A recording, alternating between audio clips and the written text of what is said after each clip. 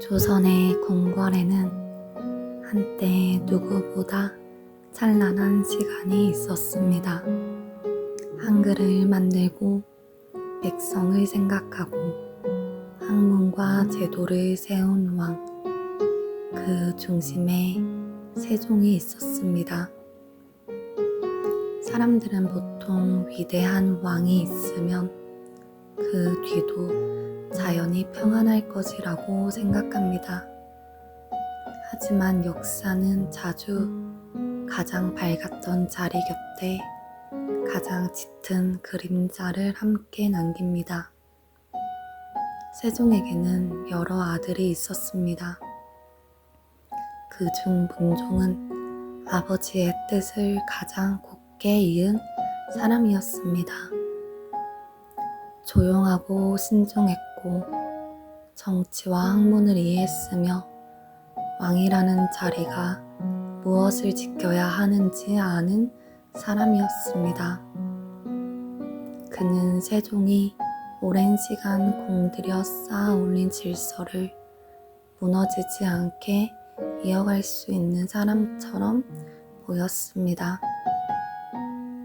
하지만 역사는 능력 있는 사람에게도 시간을 넉넉히 주지 않았습니다. 문종은 왕이 되었지만 너무 일찍 세상을 떠났습니다. 그리고 그 짧은 공백이 조선의 운명을 흔들기 시작합니다. 문종의 아들 단종은 아직 너무 어렸습니다.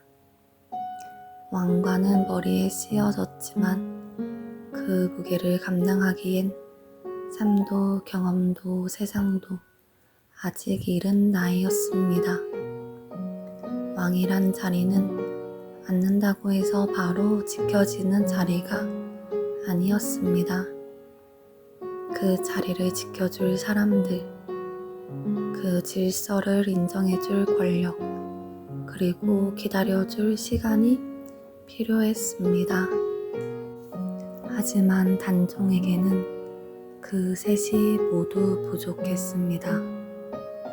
바로 그때 세종의 또 다른 아들 수양대군이 움직입니다. 그는 문종과는 다른 사람이었습니다. 문종이 질서를 지키려는 사람이었다면 수양은 질서가 무너질 때 누가 그것을 다시 움켜쥘 수 있는지를 보는 사람이었습니다.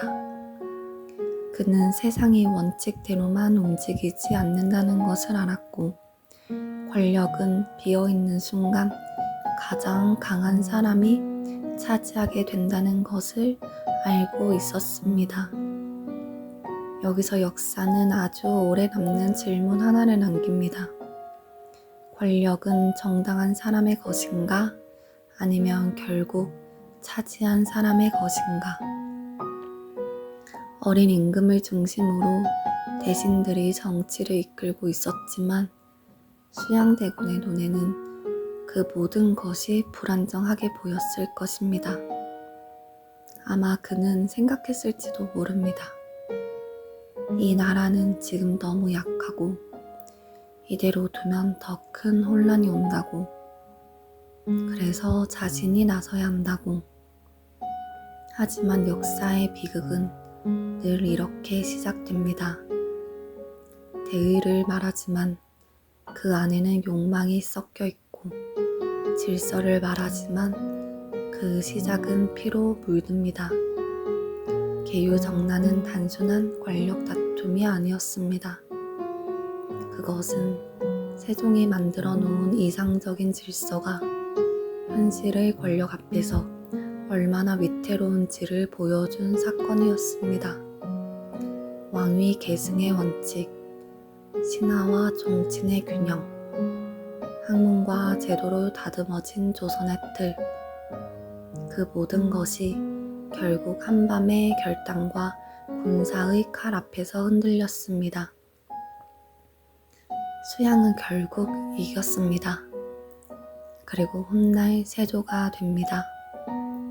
그는 단지 왕이 된 사람으로만 볼 수는 없습니다. 실제로 강한 통치력이 있었고 국가체제를 정비한 면도 있었습니다.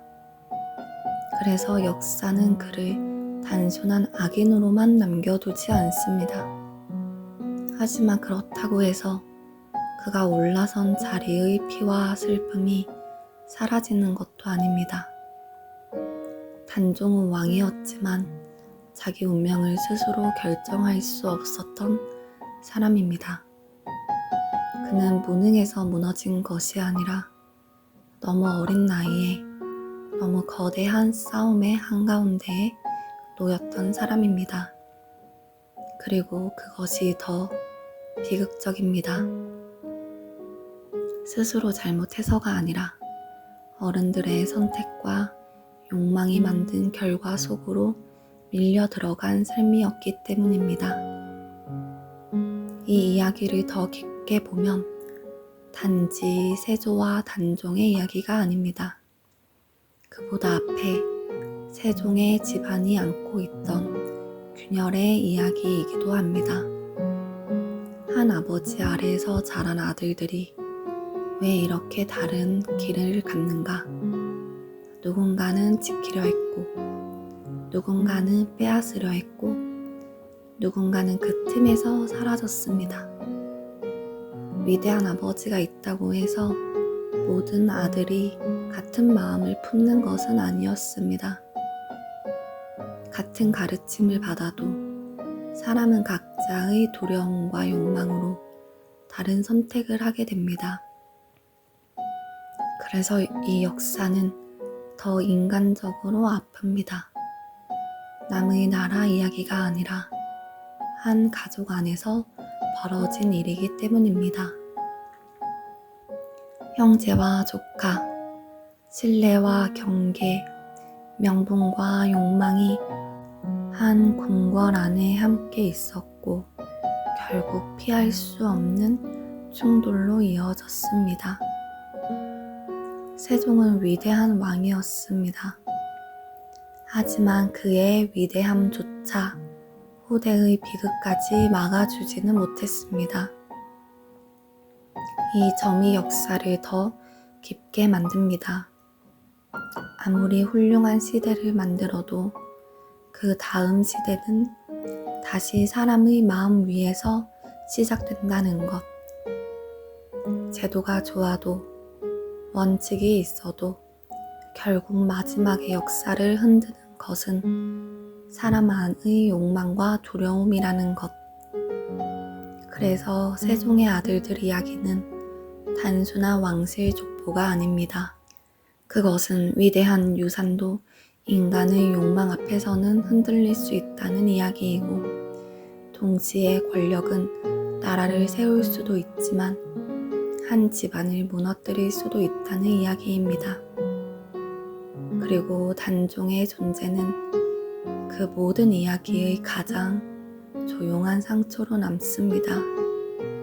왕이었지만 가장 힘이 없었던 사람, 가장 높은 자리에 있었지만 자신을 지킬 수 없었던 사람. 그래서 단종은 권력의 역사 속에서 가장 깊은 슬픔의 이름으로 남게 됩니다. 정리하면 이렇습니다.